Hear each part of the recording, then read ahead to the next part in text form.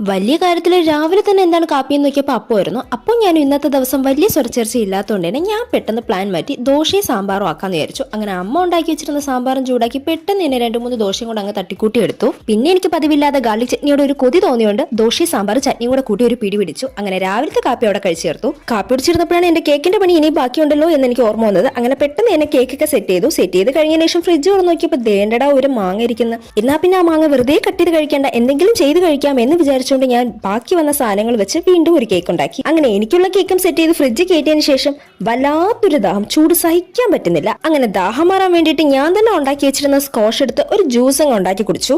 അത് കഴിഞ്ഞ് 11 മണിയൊക്കെ ആയപ്പോൾ ഒരു പഴവും കുറച്ച് നട്ട്സും കൂടെ കഴിച്ചു.